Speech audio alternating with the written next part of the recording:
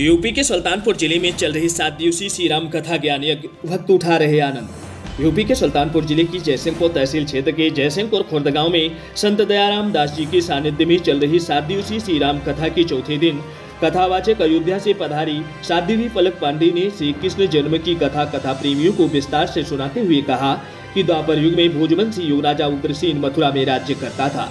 उसके आताताई पुत्र कंस ने उसे गद्दी से उतार दिया और स्वयं मथुरा का अधिष्ठाता बन बैठा। कंस की एक बहन देवकी थी जिसका विवाह वासुदेव नामक यदुवंशी सरदार से हुआ था। कंस अपनी बहन देवकी को उसकी ससुराल छोड़ने जा रहा था। रास्ते में एक आकाशवाणी हुई कि हे कंस, जिस देवकी को तू बड़ी प्रेम से उसकी ससुराल छोड़ने जा रहा है उसी में तेरा काल बसता है।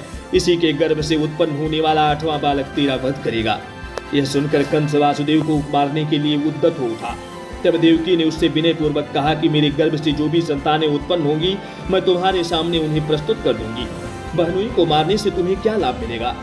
कंस ने देवकी की यह बात मान ली और मथुरा को वापस चलाया। उसने अपने पिता समेत देवकी और वासुदेव को कारागार में डाल दिया।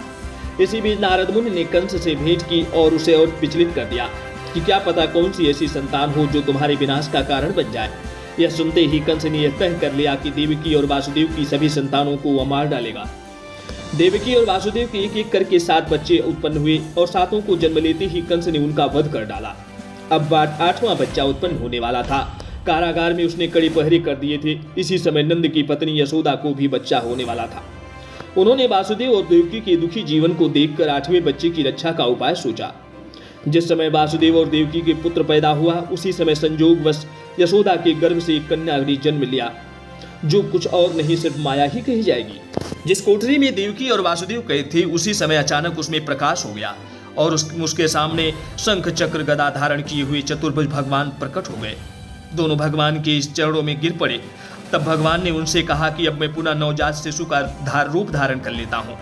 गोकुल मंडल के मुखिया नंद और उनकी पत्नी यशोदा भी उनके कष्ट से बहुत दुखी थे। देवकी और वासुदेव के 7वें पुत्र को वासुदेव की दूसरी पत्नी रोहिणी के गर्भ से स्थानांतरित कर दिया गया। यह सब भगवान विष्णु की माया ही कही जाएगी। नंद और यशोदा के साथ वृंदावन में रोहिणी भी रहती थी। उसी बच्चे को बाद में बलराम के नाम से जाना जाने लगा। बलराम को शेषावतार के रूप में जाना जाता है। भगवान श्री राम व श्री कृष्ण की कथा को सुनकर कथा प्रेमी आनंदित होते। इस अवसर पर महंत स्वामी श्री प्रकाश जी महाराज, श्री सिद्ध दुर्गा मंदिर रोटी गांव के राम केवल पांडे, दीनदयाल पांडे, अखिलेश पवन यादव, बद्री विशाल मिश्रा, आनंद मिश्रा, श्रीमान मिर्जा, आशु पांडे, जजमान समेत सैकड़ों की संख्या में श्रद्धालु मौजूद रहे।